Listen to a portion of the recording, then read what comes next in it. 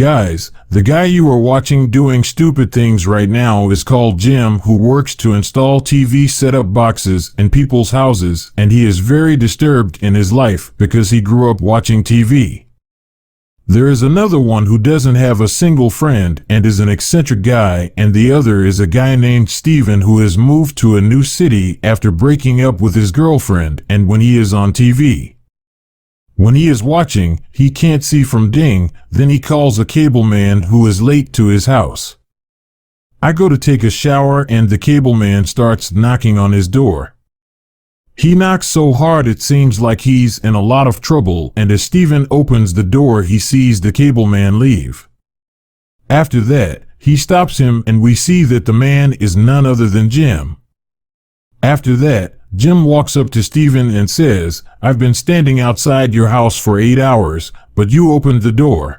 Didn't open it, but Jim says, "I've been waiting here for you for 8 hours. Actually, Jim was watching Steven from outside the door. Then he goes inside the house and does a good check of the house, and he makes dirty gestures like he's not a technician but a director of dirty movies, which makes Tim think he's a stoner, then pretends he's fixing the TV whenever Steven gives him $50. Gives and says fix all the channels, after which Jim doesn't charge him a single penny and gives him all the channels for free because he wants to be friends with him. For the next day he takes him with him, pushing to go for a walk, and while Steven is watching TV, Jim is yelling outside his house, and then he tells Steven to go for a walk.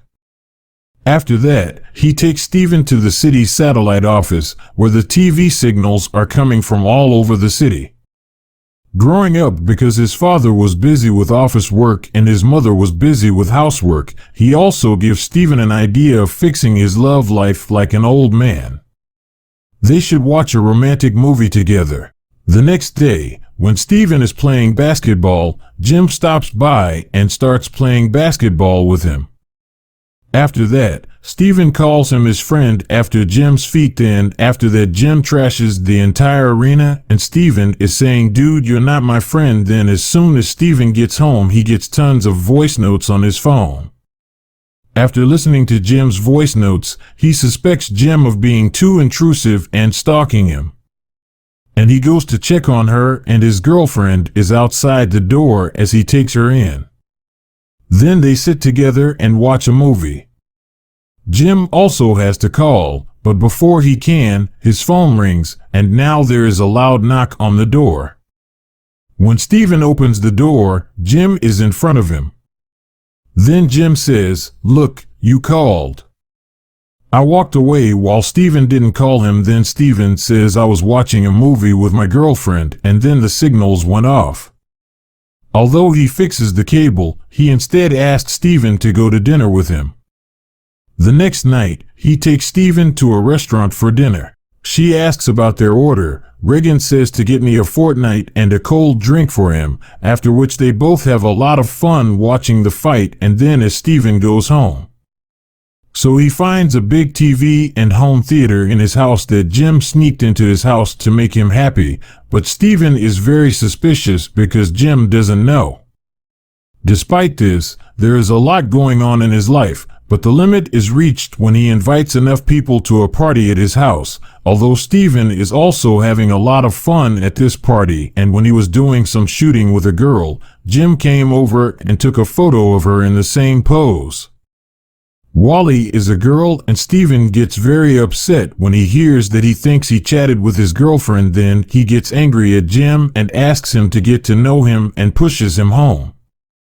Jim, on the other hand, doesn't want his friendship with Steven to break up, so he later visits Steven's house to please his girlfriend, who now starts stalking him, and says that I am Steven's friend and Steven has sent me to install freeze cable in your house, after which he praises Steven a lot in front of him. Then after they leave, Steven's girlfriend Steven tells everything to Jim and gets back into a relationship with him, and then that night, Jim comes to Steven and says, "I helped you get your girlfriend back," after which Steven tells her that Jim thanks him for it, but he tells him plainly that he can't be friends with her because he's interfering in her life, which makes Jim feel bad. Stephen is working in his office when Golzati is there and arrests him, who is stealing from his house. Stephen realizes that Jim is doing all this to him for revenge, and the expansive home theater that he installed at his house is a burglary. Then Stephen tries to explain to the policeman here and also about Jim, but after investigating, the police find Jim. Nothing is known about, and he tells Stephen that no one named Jim works for this cable company. Then Jim comes to the prison to meet Stephen, where Stephen tells him that asks for his real name, to which Jim tells him his real name is Lawrence. When his girlfriend goes to his house for a party, he sees Jim, who was invited by Robin. Stephen tells him to go, but Jim shows him the picture he took. While he's flirting with this girl, Jim has a lot of fun with Stephen's people, and Stephen can't do anything about it. Stephen tries to convince Robin and his family that Jim is a crazy person and he stalks him and he is the one who sent him to jail, but here Robin's family members don't believe what Stephen says. The next day, Stephen learns the truth about Jim, who actually doesn't work for any cable company and where he first started.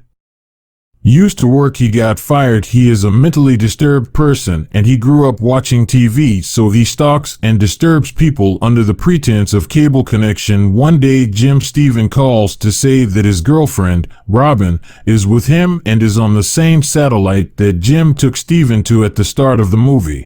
Stephen arrives there and tells Jim to return his girlfriend.